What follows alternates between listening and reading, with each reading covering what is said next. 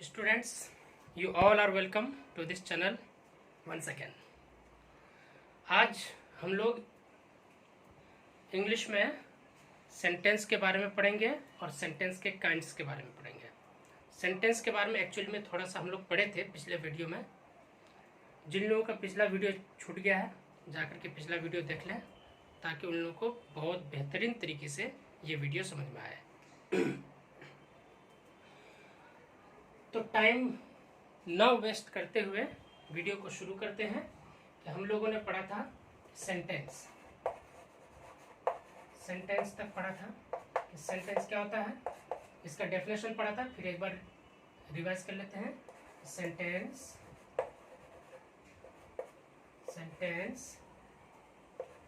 Is a group of, sentence किसका group होता है? वर्ड्स का, ग्रुप ऑफ वर्ड्स। उसके बाद क्या बोलेंगे? Which gives us a correct meaning, which gives us a correct meaning.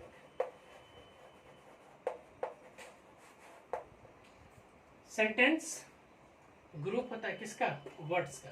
Words का ग्रुप होता है और जो हमें एक करेक्ट मीनिंग दे उसी को हम सेंटेंस बोलेंगे।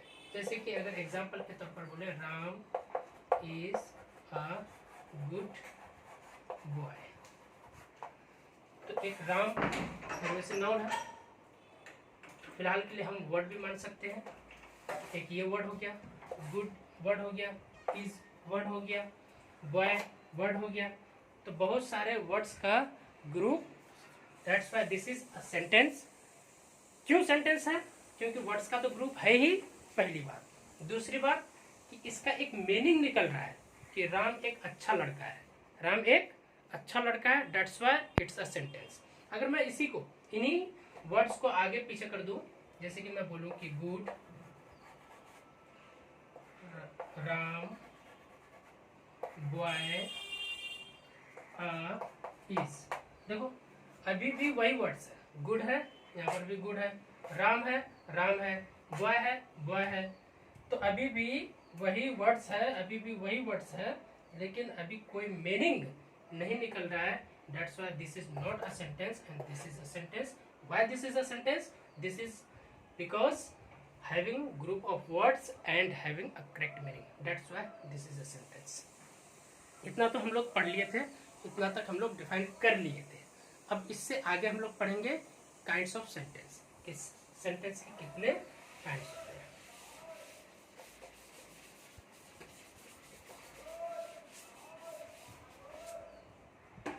सेंटेंस के कितने काइंड्स होते हैं? तो सेंटेंस के मेनली 5 काइंड्स होते हैं, मेनली 5 काइंड्स होते हैं। Number 1 assertive sentence, ASSERTIVE, assertive sentence।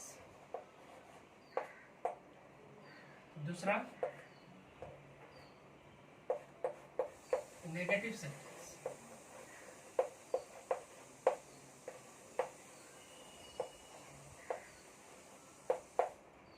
तीसरा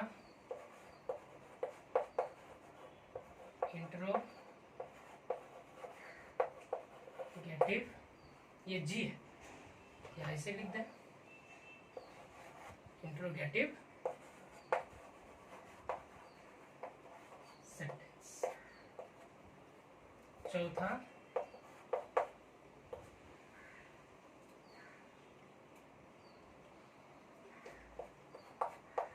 एक्सक्लेमेटरी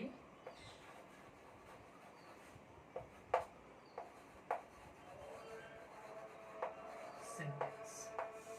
यहाँ तक नोट करें आप लोग यहाँ तक नोट करें। चौथा एक्सक्लेमेटरी सेंटेंस। फिफ्थ की अगर बात करें तो फिफ्थ यहाँ लिख दें। फिफ्थ की बात अगर करें हम तो फिफ्थ हो जाएगा आपका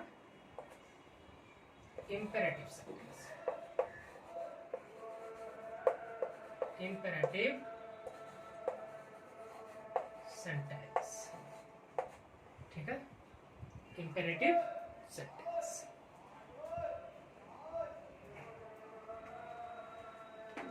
तो सेंटेंस मेनली 5 तरीके होते हैं। असर्टिव सेंटेंस पहला, दूसरा नेगेटिव सेंटेंस, तीसरा इंट्रोगेटिव सेंटेंस, चौथा एक्सक्लेमेटरी सेंटेंस और पांचवा इंपेरेटिव सेंटेंस। ये सभी को हम लोग एक एक करके डिफाइन करेंगे। ओके स्टूडेंट्स, आप लोग अगर 10th तक हैं, 10th तक के स्टूडेंट्स हैं, आप लोग इंग्लिश के, मेरे इंग्लिश के लास्ट वीडियो तक बने रहे, आप लोगों को बहुत फायदा होगा। तो सबसे पहले हम लोग असर्टिव सेंटेंस को डिफाइन करेंगे। कोई दिक्कत? यहाँ तक तो कोई दिक्कत नहीं होगा। मुझे उम्मीद है कि आप लोग नोट कर लिए होंगे। अगर नोट नहीं किए हैं तो पॉज करके नोट कर लें। तो सबसे पहले हम लोग असर्टिव सेंटेंस को डिफाइन करेंगे। कोई दिक्कत? चलिए, तो असर्टिव सेंटेंस यहाँ लिख देते हैं ताकि थोड़ा स्पेस हमको मिल जाए लिखने के लिए।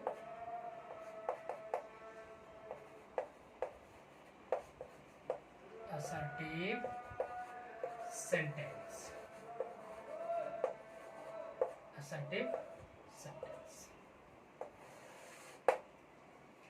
assertive sentence। असर्टिव सेंटेंस की अगर बात करें हम लोग स्टूडेंट्स, तो असर्टिव सेंटेंस बिल्कुल सिंपल और छोटे छोटे सेंटेंसेस होते हैं, लेकिन छोटे सेंटेंस होकर के भी सारी बातों को डिफाइन कर देता है। ऐसे सेंटेंसेस को असर्टिव सेंटेंस बोलेंगे। ऐसे सेंटेंसेस को असर्टिव सेंटेंस बोलेंगे। असर्टिव सेंटेंस ऐसे सेंटेंसेस को बोलेंगे जो एकदम बिल्कुल वेरी सिंपल होगा, बहुत ही सिंपल होगा और उसी में सारी बातों को डिफाइन कर देगा।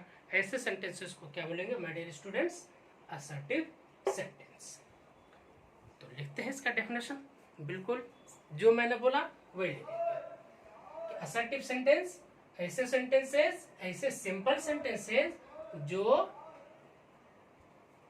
किसी चीज को डिफाइन कर दे। तो हम क्या लिखेंगे इसका डेफिनेशन? बोलिए स्टूडेंट्स, असर्टिव, आप लोग खुद से ट्राई करेंगे। Assertive sentences are those sentences, या फिर assertive sentences are those simple sentences, simple sentences, assertive sentences are those simple sentences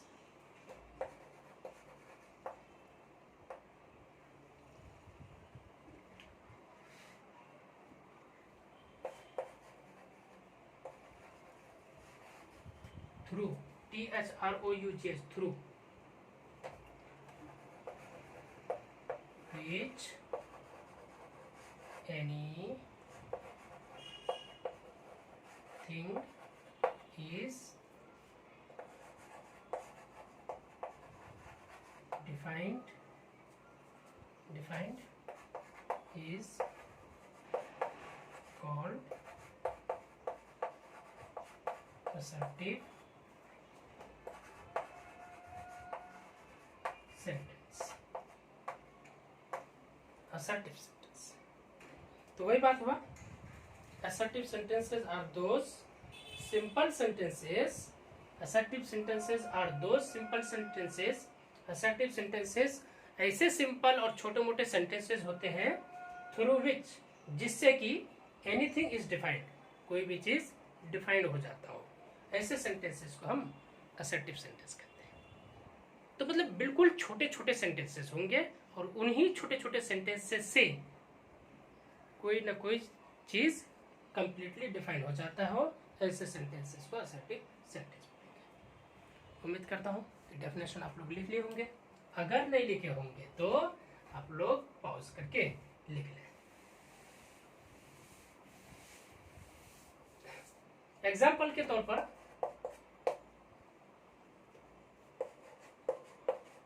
मैं जाता हूं, तो क्या हो जाएगा? आई गो। तो आई गो एकदम बिल्कुल छोटा सा सेंटेंस है कि नहीं है? छोटा सा सेंटेंस है, और ये डिफाइन भी कर देता है कि हाँ मैं जाता हूं। ओके, जैसे कि और बात करें,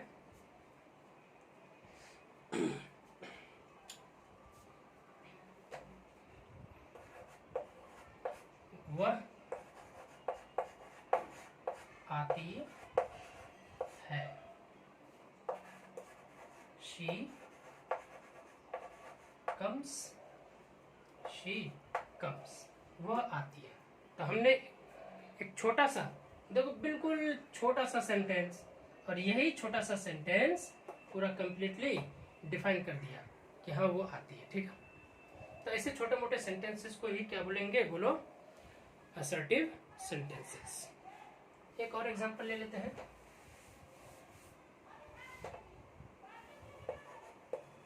वह गया,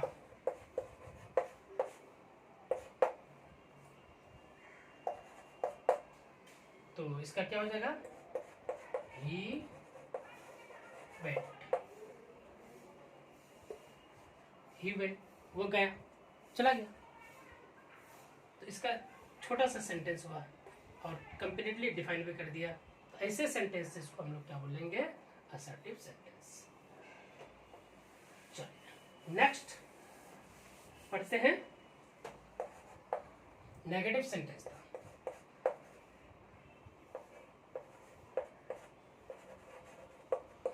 नेगेटिव सेंटेंस,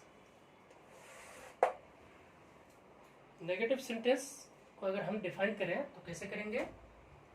वैसा ही दो सेंटेंसेस बोलिए students, those sentences in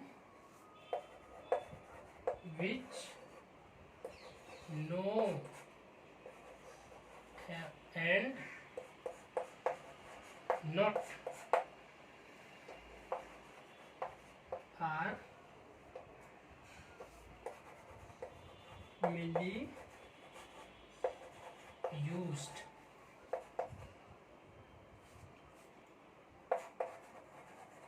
These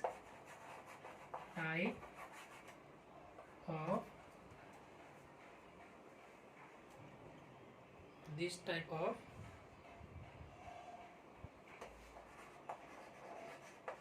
sentences are called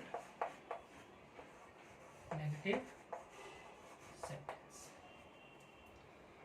तो नेगेटिव सेंटेंसेस ऐसे सेंटेंसेस होते हैं जिनसे किसी भी काम के न होने या न करने का पता चले।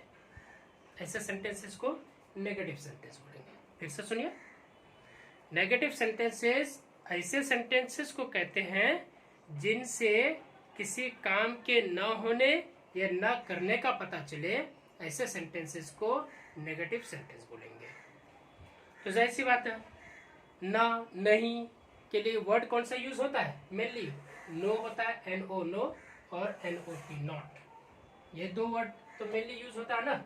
नो कैपिटल लिख देते हैं, चलो ताकि अच्छा से दिखे। नो एंड नॉट, मेनली यही दो वर्ड यूज होता है। जिन सेंटेंसेस में भी ये दो वर्ड दिख जाए समझ लेना कि वो नेगेटिव है। अब नेगेटिव में भी इंट्रोगेटिव हो सकता है, जैसे कि मैं मार्केट जाता हूं, तो इसका तो हो जाएगा आई गो टू मार्केट। मैं मार्केट नहीं जाता हूं, I do not go to market. क्या मैं मार्केट नहीं जाता हूं? तो do I not go to market पहले आ जाएगा, कोई दिक्कत नहीं, वो तो हम लोग बाद में पढ़ेंगे, है ना। तो नॉट या फिर नो लगना ही लगना है। तो ऐसे सेंटेंसेस जिसमें से किसी काम के होने या जिसमें से किसी काम के न होने या न करने का पता चले, ऐसे सेंटेंसेस को नेगेटिव सेंटेंस बोलते हैं। इंग्लिश में हम लोगों को पढ़ना है तो दो सेंटेंसेस इन विच, ऐसे सेंटेंसेस जिसमें no and not are mainly used. Mainly क्या यूज होता है? नो और not. This type of sentences, ऐसे सेंटेंसेस को हम लोग नेगेटिव सेंटेंस कहते हैं। एग्जाम्पल देख लेते हैं माय डियर स्टूडेंट्स, एग्जाम्पल देख लें।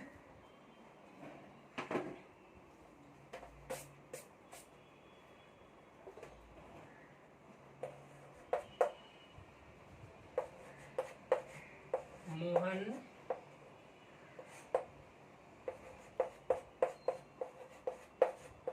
क्रिकेट नहीं खेल रहा है। क्या हो जाएगा? Mohan is not playing cricket. अच्छा माय डियर स्टूडेंट्स, एक बात और, सेंटेंसेस बनाने के लिए हम लोग सीख लेंगे। कब सीखेंगे? जब टेंस पढ़ेंगे। टेंस में बहुत अच्छे से पढ़ाऊंगा। टेंस एकदम बिल्कुल बहुत अच्छे से पढ़ना। सब इंग्लिश वहीं पर, ज़्यादातर इंग्लिश वहीं पर सीखा जाएगा, ठीक है? तो टेंस में ये सब सीखा जाएगा कि कौन सा सेंटेंस कैसे बन रहा है, वो सब हम लोग टेंस में पढ़ लेंगे। तो मोहन क्रिकेट नहीं खेल रहा है, नहीं वर्ड आ रहा ना, क्या आ रहा है? वर्ड कौन सा आ रहा है? नहीं। तो नहीं मतलब क्या है? कि नेगेटिव, मतलब किसी भी काम के ना होने या ना करने का पता चल रहा है। तो नहीं, तो नहीं के लिए क्या वर्ड यूज हो गया? नॉट। तो Mohan is not playing cricket, Mohan cricket नहीं खेल रहा है। नोट कर ले। अब एक और एग्जांपल,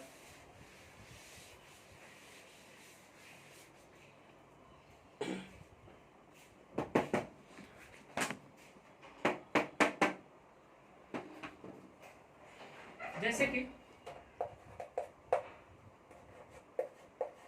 मैं बाजार नहीं जाता हूँ। I do not go to market। मैं बाजार नहीं जा रहा हूँ। तो नहीं कौन सा? Negative sentence. तो नॉट लगा, I do not go to market. एक और एग्जांपल जैसे देख लें, सीता नहीं बोलती है। तो क्या बोलेंगे हम लोग इसका इंग्लिश में? Sita does not speak. Sita does not speak. अगर मैं अगर है तो डू लगेगा इसके साथ, और थर्ड पर्सन सिंगुलर है तो क्या लग जाएगा? डज।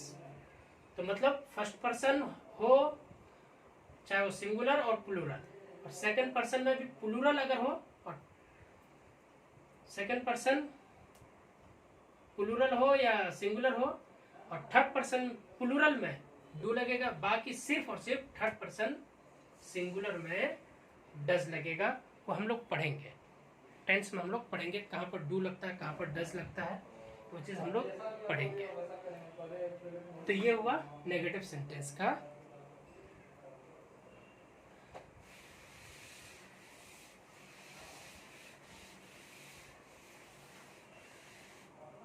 तो नेगेटिव सेंटेंस हम लोगों ने पढ़ लिया। नेगेटिव सेंटेंस के बाद हम लोग क्या पढ़ेंगे माय डियर स्टूडेंट्स? बताइए। तीसरा इंट्रोगेटिव सेंटेंस।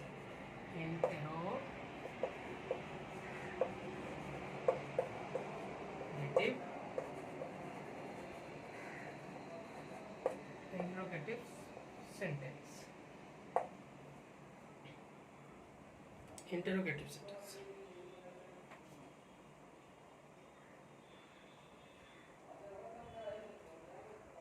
इंटरोगेटिव सेंटेंस पढ़ेंगे। तो इंटरोगेटिव डबल आर होगा ना, सॉरी, ठीक। Interrogative sentence. इंटरोगेटिव सेंटेंस में ऐसे सेंटेंसेस पढ़ेंगे हम लोग कि जिससे या जिसके जरिए, जिसके द्वारा कोई सवाल करने या पूछे जाने का पता चले। मैंने क्या बोला? इंट्रोगेटिव सेंटेंसेस ऐसे सेंटेंसेस होंगे जिससे किसी सवाल के पूछे जाने या करने का पता चले। सवाल के करने का या सवाल पूछे जाने का या सवाल का पता चले, ऐसे सेंटेंसेस को हम लोग इंट्रोगेटिव सेंटेंस बोलेंगे। ठीक, ऐसे सेंटेंसेस को हम लोग क्या बोलेंगे स्टूडेंट्स? इंट्रोगेटिव सेंटेंस बोलेंगे। तो इंट्रोगेटिव सेंटेंसेस का अगर डेफिनेशन हम लोग लिखें तो क्या लिखेंगे? बोलिए students.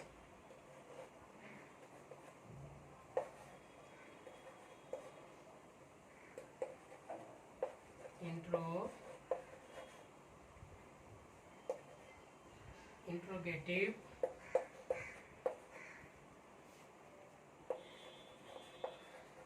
sentences are those sentences through which anything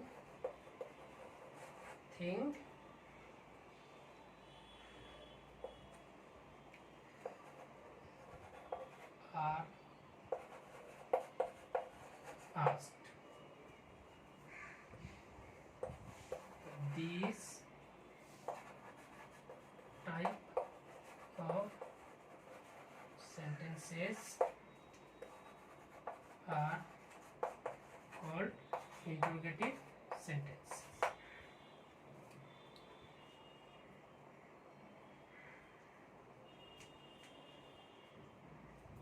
या एनीथिंग की जगह हम एनी क्वेश्चन भी बोल सकते हैं।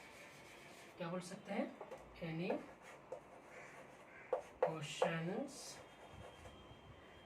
Questions are asked.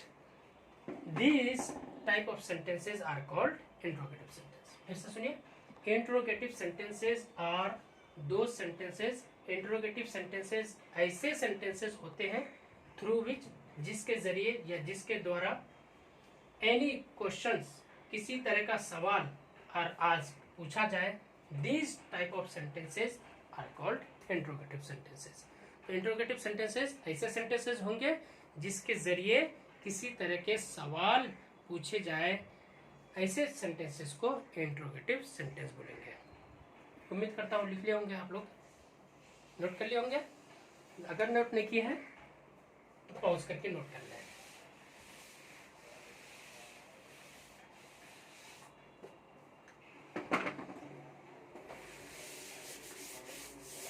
बात करते हैं इसमें साइन ऑफ SIGN, साइन का स्पेलिंग देख लो आप लोग, SIGN, sign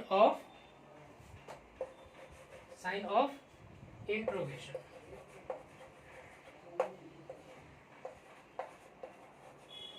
sign of interrogation लगता है लास्ट में, जब सेंटेंस कंप्लीट हो जाएगा उसमें एक साइन लगता है जिसे हम लोग क्या बोलते हैं? साइन ऑफ इंट्रोगेशन, और डिनोटेड बाय दिस। ये साइन ऑफ इंट्रोगेशन जब सेंटेंस कंप्लीट हो जाएगा, इंट्रोगेटिव सेंटेंस जब कंप्लीट हो जाएगा, लास्ट में हम लोग क्या लगा देंगे? Sign of interrogation. अच्छा स्टूडेंट्स, आप लोग नोट्स बनाते चले, फिर से कह रहा हूँ कि आप लोग नोट्स बनाते चले। लास्ट वीडियो तक आपका नोट्स होना चाहिए और बहुत बेहतरीन नोट्स होना चाहिए। ओके, उम्मीद करता हूँ यहाँ तक आप लोग लिख लिए होंगे। अब एक एग्जांपल समझते हैं। जैसे कि मैं बोलूं कि मोहन खाना खा रहा है, तो इसमें क्या सवाल पूछा जा रहा है? क्या नहीं। अब मैं इसी में क्या लगा दूं? क्या मोहन खाना खा रहा है? तो अब सवाल पूछा गया। अब सवाल पूछा गया कि मोहन क्या खाना खा रहा है, उसका जवाब हाँ या ना होगा वो तो सेकंडरी मैटर, लेकिन सवाल तो पूछा जा रहा है ना, क्या मोहन खाना खा रहा है? तो ये हो जाएगा इंट्रोगेटिव सेंटेंस। ऐसे सेंटेंसेस हो जाएंगे आपके इंट्रोगेटिव सेंटेंस। जैसे कि एग्जांपल के तौर पर क्या मोहन भोजन खा रहा है। सेंटेंस कंप्लीट, लास्ट में साइन ऑफ इंटरोगेशन। ये लगाना बहुत जरूरी है, बहुत कोई भूल जाता है, आप में से भी कोई भूल जाएंगे, लेकिन लगाना जरूरी है इसको। तो क्या हो जाएगा, पहले ये क्या को अभी छुपाओ, क्या को अभी रहने दो, सिर्फ ये बताओ कि मोहन भोजन खा रहा है। तो इसका क्या हो जाएगा, Mohan is eating food. Mohan भोजन खा रहा है। अब क्योंकि क्वेश्चन में क्या है, तो यहां से इज को हटाओ और यहां लगा दो आप इज मोहन ईटिंग फूड। अब ये लग जाएगा लास्ट में साइन ऑफ इंटरोगेशन। बस हो गया, कितना सिंपल है। क्या मोहन भोजन खा रहा है, is Mohan eating food. Next एक और एग्जांपल देख लेते हैं।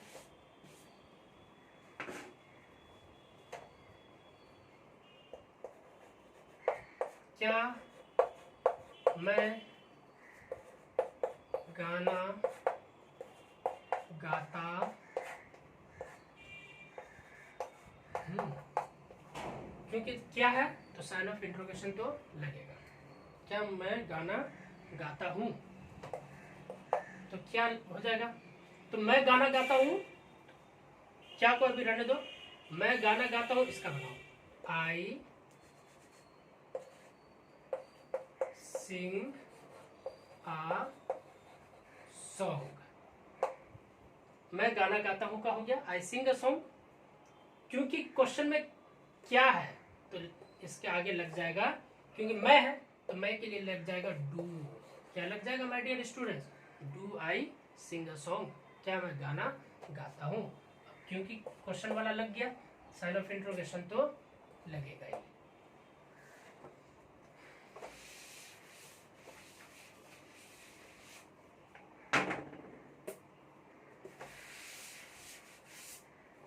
एक और एग्जांपल देख लेते इसमें। क्या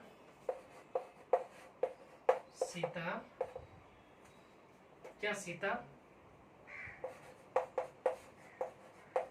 बोलती है। क्योंकि क्या है यहाँ पर, क्या है ना, तो दैट मीन्स क्वेश्चन पूछा जा रहा है, तो साइन ऑफ इंट्रोगेशन। अभी ये क्या वाला रहने दो, इसका पहले बनाओ आप। सीता बोलती है तो क्या हो जाएगा, बोलो students, Sita speaks. Sita speaks, क्योंकि सीता क्या है, थर्ड पर्सन सिंगुलर नंबर। अब जैसे मैं बोलूँ, मैं अभी आपको बोल रहा हूँ तो मैं क्योंकि सिंगल हूँ, फर्स्ट पर्सन सिंगुलर नंबर। अगर आप सिंगल अगर सुन रहे हो तो आप क्या हो गए, सेकंड पर्सन सिंगुलर। लेकिन आप अगर बहुत सभी लोग सुन रहे हो, बहुत लोग सुन रहे हो, तो आप हो गए क्या, सेकंड पर्सन प्लूरल नंबर। अब मैं किन के बारे में बोल रहा हूँ, सीता के बारे में बोल रहा हूँ। तो जाहिर सी बात है, सीता तो एक ही लड़की है, या दो चार तो नहीं। मैं सीता का नाम ले लिया तो इसका मतलब है कि एक ही का नाम लिया ना, तो ये क्या हो गया, सीता क्या हो गई, थर्ड पर्सन सिंगुलर नंबर। तो थर्ड पर्सन सिंगुलर नंबर कौन कौन होता है, कोई नाम बोल दो आप, चाहे तो वह, ठीक है, वह भी थर्ड पर्सन, सीता की जगह में वह लगा दो तो वो भी क्या हो जाएगा, थर्ड पर्सन सिंगुलर नंबर। तो थर्ड पर्सन सिंगुलर नंबर कौन कौन नाम होता है वह लगा दो, ठीक है। सीता स्पीक्स, क्या सीता बोलती है, तो थर्ड पर्सन के लिए लग जाता है, क्या के लिए क्या लग जाता है, बोलो स्टूडेंट, डज। क्योंकि यहाँ पर ऑलरेडी ई एस आ गया, इसलिए यहाँ पर एस मिट जाएगा। Does Sita speak, sign of interrogation. आज के लिए इतना ही, बाकी नेक्स्ट 2 सेंटेंसेस नेक्स्ट वीडियो में पढ़ेंगे। ओके माय डियर स्टूडेंट्स, आप लोगों से मेरी गुजारिश है, रिक्वेस्ट है कि आप लोग मेरे इंग्लिश वाले वीडियो के लास्ट वीडियो तक बने रहें। आप लोगों को बहुत कुछ सीखने को मिलेगा। मैं 10th सबसे अच्छा पढ़ाऊँगा, सबसे अच्छा मतलब I mean कि मैं अपना फुल एफर्ट दे पाऊँगा 10th के लिए। 10th बहुत अच्छा पढ़ाऊँगा, 10th पढ़ोगे मेरे से तो बहुत कुछ सीखने को मिल जाएगा। तो उम्मीद करता हूँ कि आप लोग लास्ट वीडियो तक, मेरे इंग्लिश के लास्ट वीडियो तक बने रहेंगे। और चैनल अगर टॉपिक समझ में आ रहा है, चैनल अच्छा लग रहा है, तो आप लोग लाइक करें, शेयर करें, सब्सक्राइब करें, दोस्तों को भी बताएं कि एक सद्दाम सर है जो कि इंग्लिश अच्छा पढ़ा रहे हैं, आ जाओ, ज्वाइन हो जाओ, कुछ ना कुछ ज़रूर सीखने को मिल जाएगा। ठीक है, थैंक यू सो मच।